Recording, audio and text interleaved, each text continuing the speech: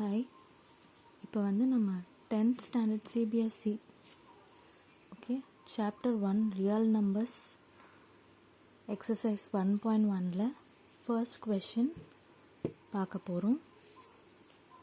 First கொஷினை படிச்சுக்கோங்க.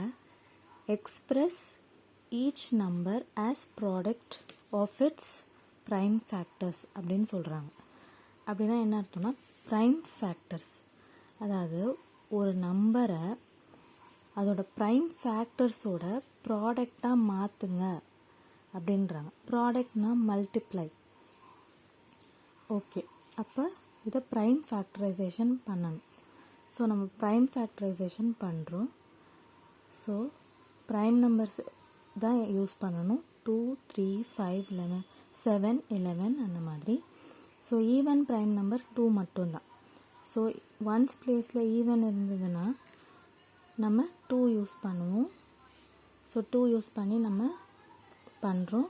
2 7 times 14 0 அப்படியே தான் ஆட் ஆகிடும்.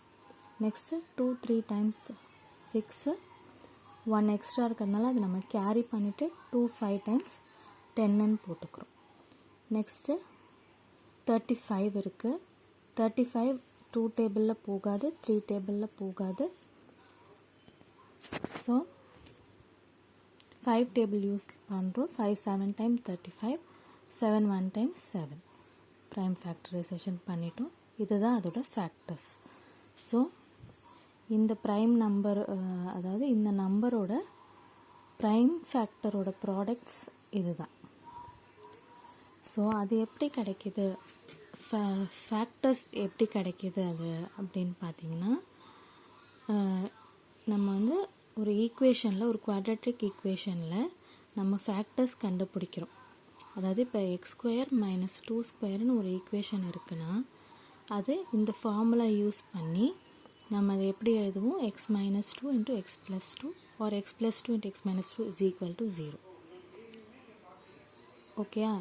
ஸோ இந்த ஈக்குவேஷன் யூஸ் பண்ணி நம்ம பண்ணும்போது இந்த ஃபேக்டர்ஸை பிரித்து பார்த்தா நம்ம எக்ஸ் -2 இருக்கும் போது -2 அங்கே மூவ் ஆகும்போது அது +2 ஆகுது, +2 அங்கே மூவ் ஆகும்போது -2 ஆகுது.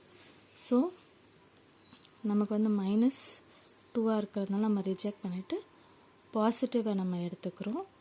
So positive prime numbers factors கிடைக்கிது. அதாவது இந்த எக்ஸ் தான் இப்போ x 2ன்னு கிடைக்கிது பாருங்கள், அதுதான் இந்த மாதிரி ஃபேக்டர்ஸ். ஸோ இந்த நம்பருக்கு இதுதான் ஃபேக்டர்ஸ்.